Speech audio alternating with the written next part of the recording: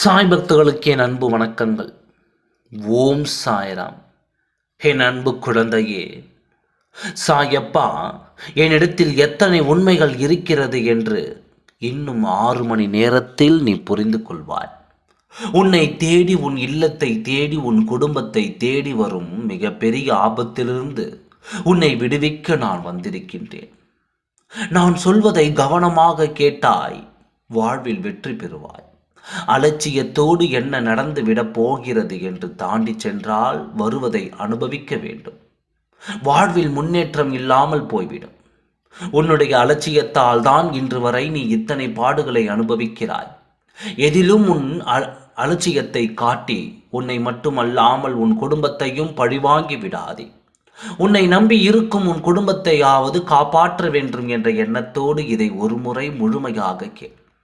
நீ யாரை நம்பிக்கையோடு நம்பிக்கொண்டு உன் தோளில் கை போட்டு கொண்டு உனக்கு ஆறுதல் கொடுத்து வருகிறார்கள், அவர்களில் ஒருவரானவன் இன்று உனக்கு மிகப்பெரிய ஆபத்தை கொடுக்கப் போகின்றான்.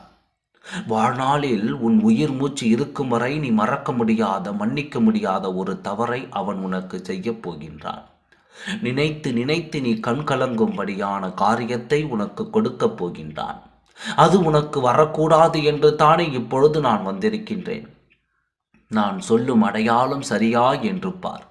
உன்னிடத்தில் உனக்கு நெருக்கமானவர்களில் நான் சொல்பவன் இருக்கின்றானா என்ற நம்பிக்கை துரோகத்தை அனுபவித்தாலும் இன்னும் உனக்கு பத்தாது என்று தான் நினைக்கின்றேன். இனிமேல் நீ நம்பி கொண்டிருக்கின்றாயா?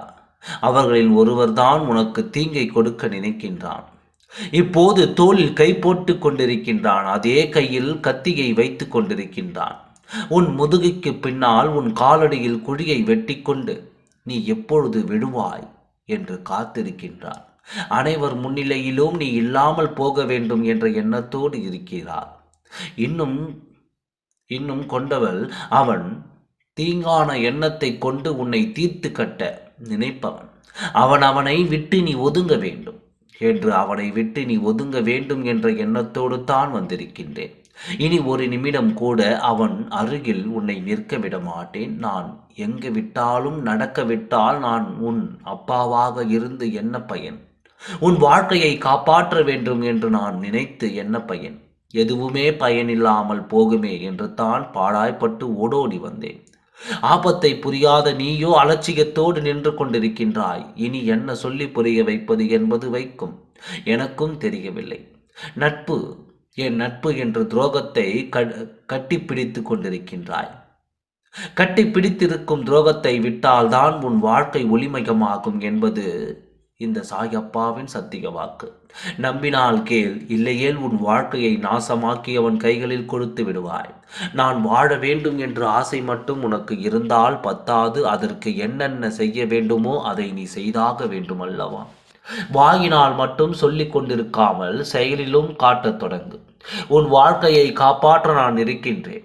யாருக்கு அத்தனை எளிதில் சொல்லாத நான் உன்னை தேடி தேடி ஓடோடி வந்து கொண்டிருக்கின்றேன் என்றால் உன் அருகில் எத்தனை பெரிய ஆபத்து இருக்கிறது என்பதை இப்பொழுது புரிந்து கொள்வாயா மாட்டாயா?